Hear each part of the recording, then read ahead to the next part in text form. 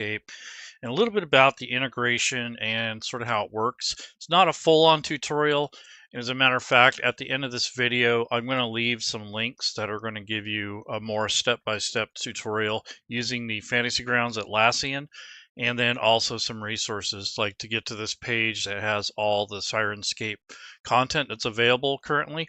Not sure what's going on with this stuff, but essentially these are what's been developed for Fantasy Grounds. So these are conveniently already done for us. So if you have Pathfinder, or and this is the bestiary, or the core rules, or any of the main core books for Fantasy Grounds, here you have the classic Lost Mine of Phandelver. You have Dragonlance, Wild Beyond the Witchlight, and the Curse of Strahd. So those are the big adventures that most people like. But as far as adventure paths for Pathfinder or anything to do with beyond this, you'll have to create those links yourself. So those are going to take some time. So if you are first kind of getting into Fantasy Grounds, you're kind of new, I would get to know where things are at, get to know the vanilla state of Fantasy Grounds before adding audio to the mix. It is built in and integrated to Fantasy Grounds, but we'll get a lot of people who really don't necessarily want to have a subscription, because to utilize this content that's available in Fantasy Grounds and Syrinscape, you have to have a subscription, and I think it's like $20 every 2 months. So basically it's $10 a month. And I get that. There's some people who don't like subscriptions, or they don't want to buy yet another thing. But if you want to use these integrated packs, you have to have the subscription. So there's really no way to get around that part of it. Fantasy Grounds does provide a way to import your own local audio, or there's other solutions out there. If you guys know Matt Akure, he created his own sound triggers, his own links and such, kind of works similarly to the Syrinscape setup here. But all the solutions are different, and they do require a little bit of tech savvy in regards to setting up the audio. The convenient thing about using the Syrinscape subscription along with the pre-made content is time, and also a lot less finagling and trying to get the audio routed to your players. So if you're going to use Syrinscape, it really does cut down time. So when you're paying for that monthly subscription, that's basically part of what you're paying for, is to cut down the amount of time. Some people want to just buy like a couple sound packs and you only use those instead of having a subscription. You can do that, but you have to set everything up manually. So there's some trade-off there, time, feasibility, and setup, technical stuff. So you have to keep that in mind. You have to be realistic about it. And that's kind of one of the reasons I did this show, because I've seen over the months and years that people will say, hey, I want to just use my local audio and send that to my players. Can I do that? Yes, you can. But it is a lot of work. You have to import it into Fantasy Grounds. You have to kind of build your own internal list within Fantasy Grounds, and then you have to trigger it from Fantasy Grounds. And there's limited controls like pause, volume control, that kind of stuff. And there are solutions for that, but you can't play more than one sound, for instance, if you're going to use an external player.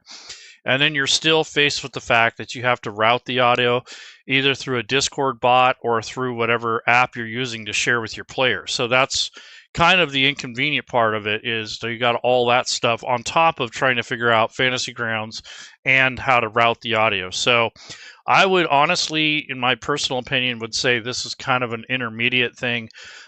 So get to know Fantasy Grounds initially a little bit better before you dive headfirst into sound.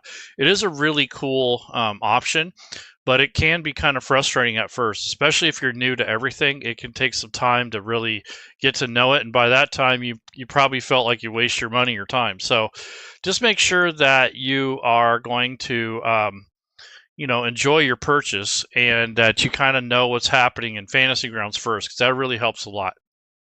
So what I have loaded here is just showing you the modules in Fantasy Grounds. Those are the ones that I've purchased from the Fantasy Grounds store. Mind you, I didn't purchase all of them. I only have a few that I wanted. I think the most important ones in this case, if you weren't going to buy any adventures, would be this player's handbook and the monster manual. Those two have the most content, and they'll probably get the most bang for your buck if you're going to do your own custom content. So those two will give the weapons, the spells, the sounds of the creatures, those sort of things. Those will be triggered from the chat window. And then the other things that you'll get with the adventures is there'll be audio that is triggered through a story or an event, and they have their own monsters in there. And you'll also have the ability to link those different environments to different parts of the story. Now, a lot of this is left up to interpretation. So whoever did the conversion will interpret what sound or what audio goes with that particular place, even though Syrinscape kind of already has it set up that way to where it will kind of give you an idea of what it's for.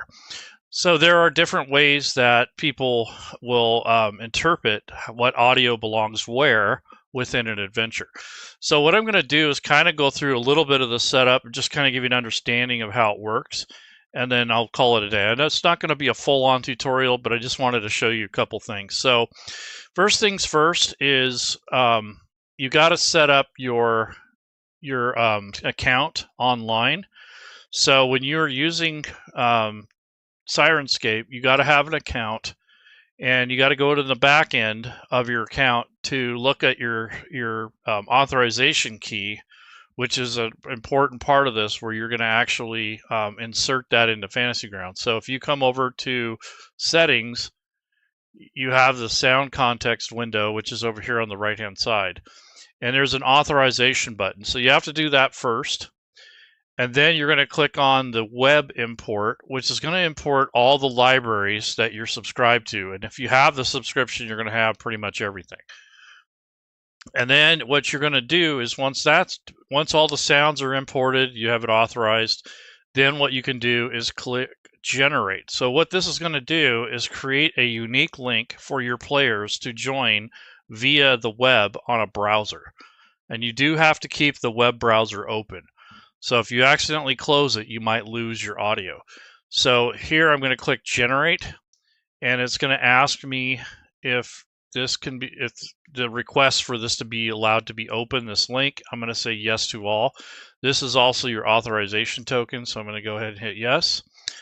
And then once you do that, there's going to be the invite button here, which you're going to go ahead and click on, which is going to make it so your players can join that particular link. So I'll click invite, and it creates two links, one for the controls for the GM and one for the players, which is this link down here. So if your players are joined to your table and they click on this link down here, it will open up the browser to a player. So basically, this is the player page that I have opened.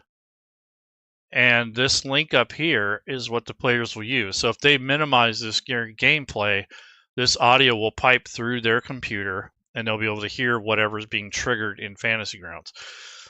Just as a side note, if you're going to use this in conjunction with OBS, or you want to stream to your audience, you can copy this link, and you can add this link as a unique input for Syrinscape, and that will be you add it as a URL or a web player, and you could pipe that through OBS to your player. So that's the other, if you're going to do any streaming, that's how you can send that to your players. So I'm not going to go through that in detail, but if you understand how to use Syrinscape and you understand how to use this, basically use OBS, then that's one way you can do it. So what I'm doing right now is copying and pasting this unique address up here into the web browser that I'm showing down here at the bottom of the stream. So down here at the bottom is where I actually, down at the bottom here is where I actually have the Syrinscape player set up. Once that's set up, you can now have audio going to your players, and you can have audio going to your actual stream. So if you're going to do online streaming, that's an extra step. So when you're going to use this, you want to just minimize whatever player you're going to be using. and that will keep the audio stream going. And you also, if you're the GM, you want to make sure you're signed in and all that, just in case. And then there is a tutorial on how to set this up. It tells you how to do it locally, and it tells you how to do it through Syrinscape. So it's pretty thorough. This is a pretty good, pretty solid tutorial. So if you go through this, you'll have a pretty good idea of how this stuff works. Now what I'm going to do is go into Fantasy Grounds, and I'll just kind of show you what the use case is, or how this would work. So just as an example, I have Lost Mine of Phandelver loaded, which is one of the supported already created modules. Now, if you have an adventure that's not already on the list here, that is not converted yet, you'll have to make the links yourself. It's not too hard, but it is time consuming. So just kind of give you a heads up on that. The other thing is making sure that once you have all this stuff set up, when you want to preview audio or you want to search for sounds, it's better to do it within Fantasy Grounds. A lot of people will go to the website and try to do it through here. And this would be more for like if you were going to make your own collection or upload your own audio and trigger that through Syrinscape, or if you're gonna like create a custom sound set. That's the only time you really have to interface with the main dashboard in Syrinscape. You don't have to necessarily use that during gameplay unless you don't have any links set up. Then you're trying to manually trigger it, which sort of defeats the purpose of having this. So that's one way of that you can control it, is through the web browser, but it's better to do it through Fantasy Grounds, especially for this pre-canned stuff. This way, all you have to do is you search through here, and this has over 1,500 pages of audio links. That's what this is. So you can sort down here by a sound pack. You can go by category, by name, or by type. So you have different ways that you can interface and search. So you basically can do all your searches in here, and it really makes it a lot more clean and a lot less confusing if you do everything through this, basically through here, through this. This is basically your dashboard for Fantasy Grounds. Don't use the dashboard on Syrinscape unless you have to manually trigger something or change your sound sets. Do it all through Fantasy Grounds. That's going to cut out a lot of confusion. And then the other thing is you want to keep the sound context menu available, because you'll be accessing this when you get ready to play. So I'll just left click and drag this down to the hotkeys, and then I'll just move this over so it's not in my way next time, and go ahead and minimize that in case I have to go back. And then here's the sound context menu, which you're going to be using quite a bit depending on what you're doing in your campaign. So I'm going to give you an example of the use case. So I'm going to close the module activation, and these are the modules I have loaded. So I have Lost Mine and just the main 3 core books, and then I have the corresponding Syrinscape audio, and for the Lost Mine adventure, and then for the monster manual, and for the player's handbook, which is your weapons and spells. So those are the items that I'm going to be using the most during gameplay. Now, technically, since I don't have any players on the combat tracker, it probably won't trigger much of those unless I use a spell or something. The monsters, depending on what monsters are included in the adventure, I'd have that loaded if you're going to add your own content to your adventure. That way, that audio gets triggered through the chat. So what I'm going to do is open up the actual adventure. So if I go into books and then click on the Lost Mine of Phandelver, this is the actual adventure. So this would be like if you're getting ready to run this and you come up to part 1. If you click on this goblin arrows, now you get this context menu of a wagon travel. So this isn't automatically triggered. You still have to trigger it from here. But once you do that, you're going to agree to the link. and it should send the audio to your player. And as you can see, or hear, I should say,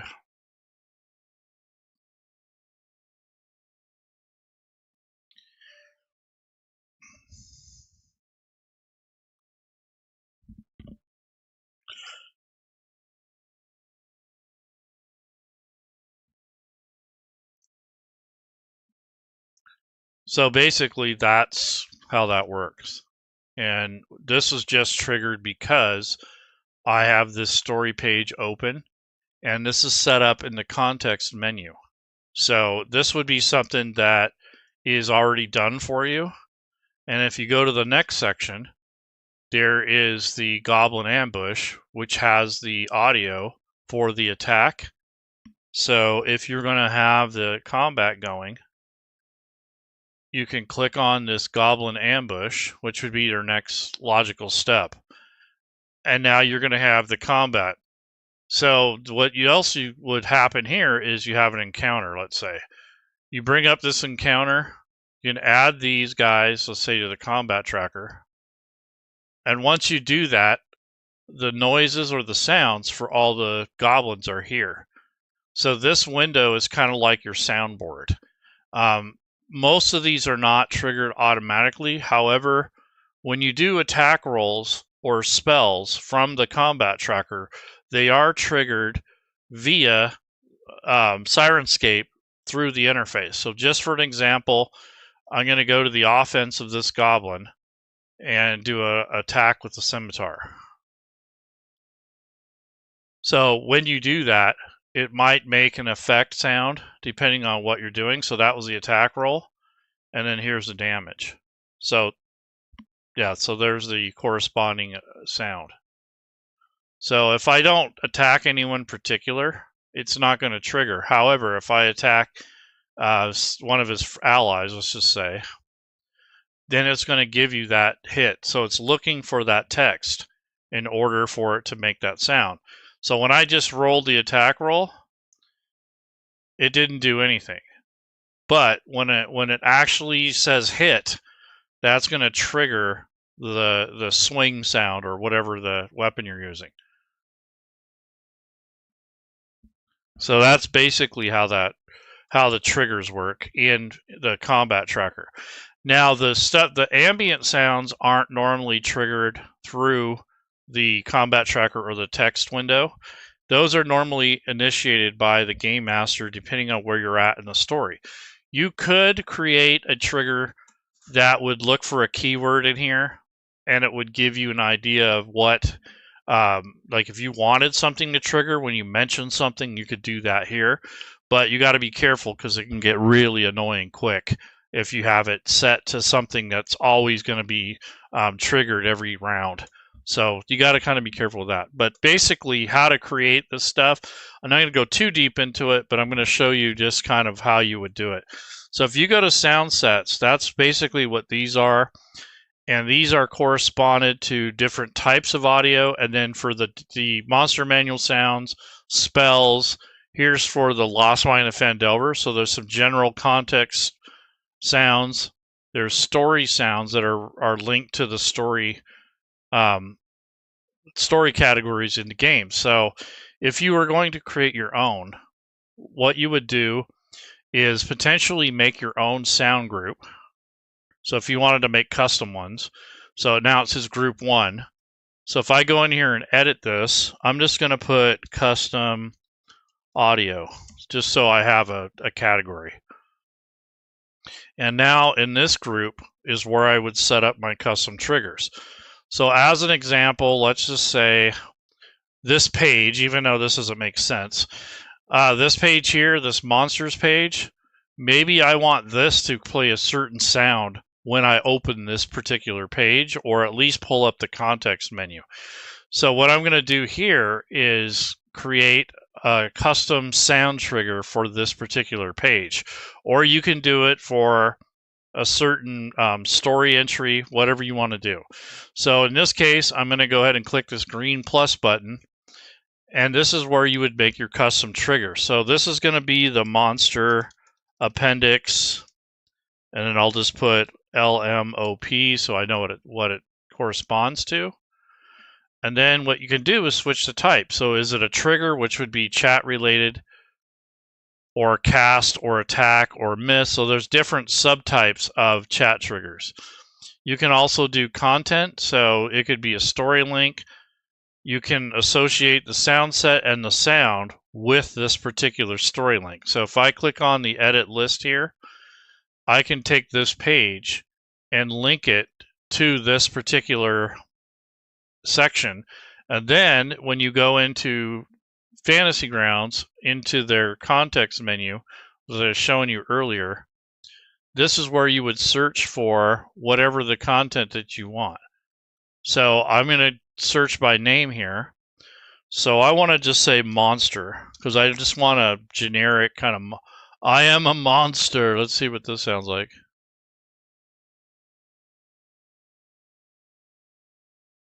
I don't have that loaded. Let's see, all the monsters. Cellar monster growl.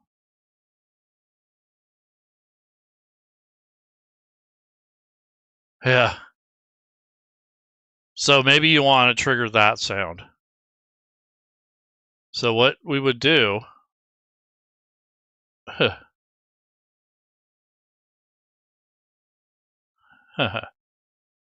so you take this sound and drag it over to the sound links, and then you'll get this trigger.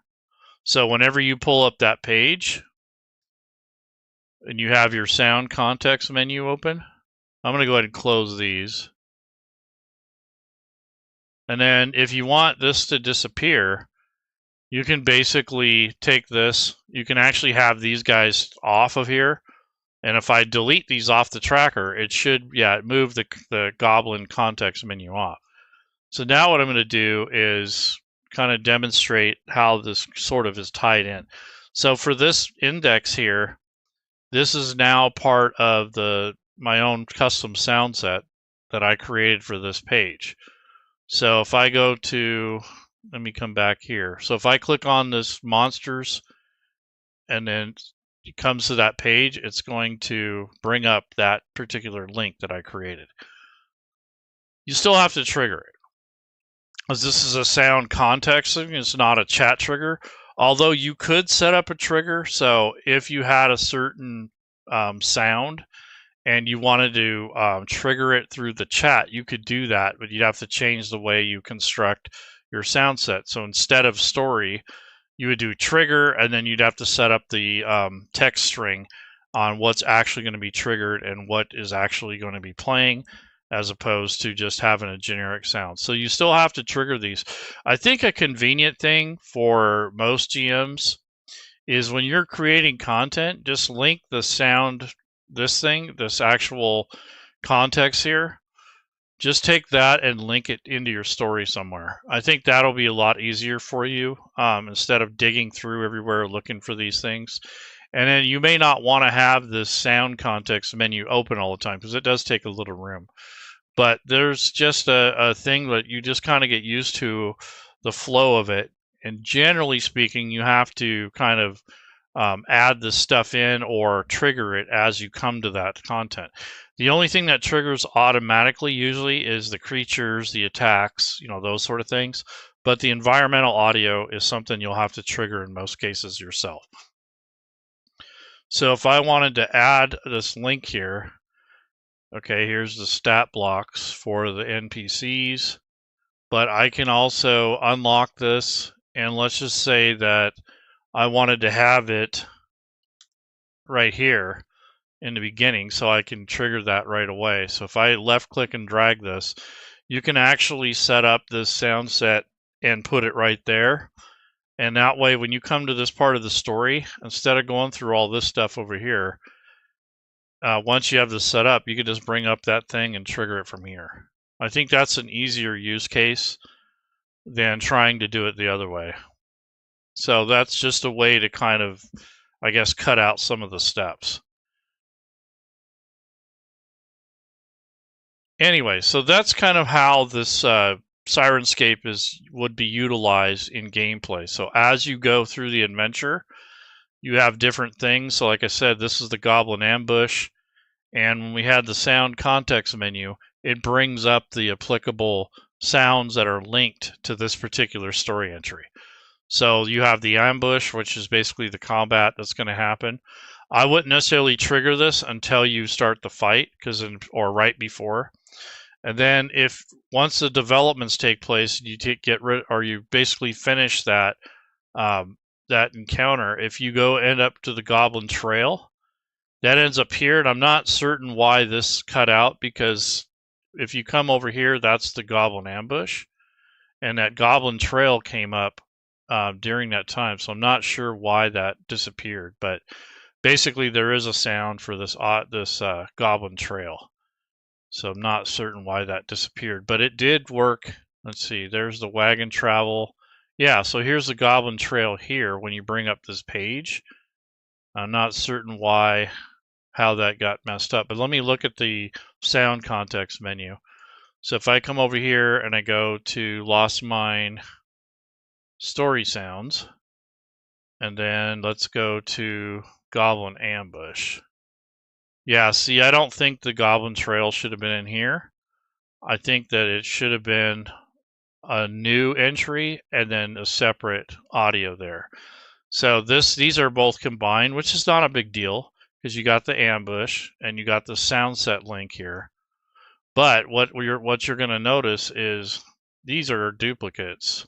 And I think this Goblin Trail audio, let me see if that's any different. It's a mood.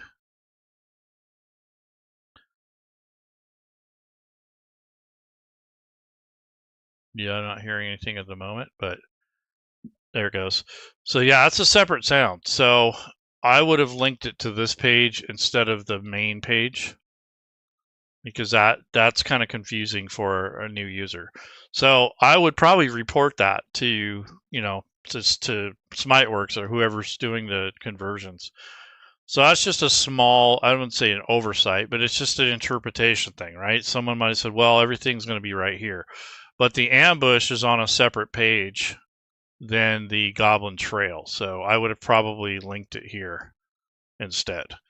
But nonetheless, that's the kind of thing you would expect for Syrinscape and Fantasy Grounds. The triggers are not always going to be perfect. You're not always going to have that perfect sound. So maybe someone put a dinosaur roar sound when it should be a goblin sound or something like that. So you're going to have that sort of a little bit of disparity there, depending on who does the conversion, how familiar they are with the content, and you have to kind of understand how this stuff works too. So that's probably one of the reasons why there's not a whole lot of these adventures out there. I'm not positive. I'm just kind of assuming that, but I don't know if there's enough people out there that know how to do these conversions for this type of content. So maybe that could be it.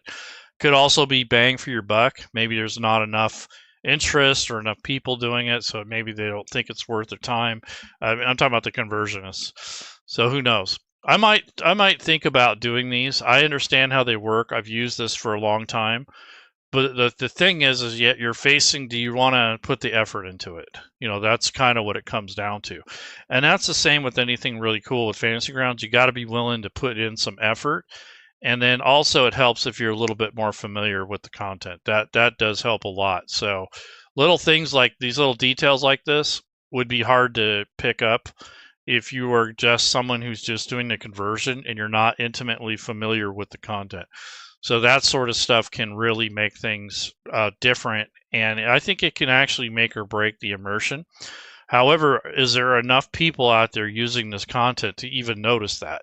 That's another thing, is if you're not getting a lot of complaints, you're probably not getting enough people using it. So it's just a matter of time and effort, and then what you're willing to do for your players. So anyways, folks, I think that's enough for today. I just kind of wanted to show you how this worked and kind of just give you a brief overview. It's not a full-on tutorial, but you kind of get the idea that the chat triggers and the NPC monster sounds and those can be triggered through the chat, and then the other stuff is environmental, and moods, and those can be triggered via the sound context menu as you come to that part, assuming there's something attached to this particular module.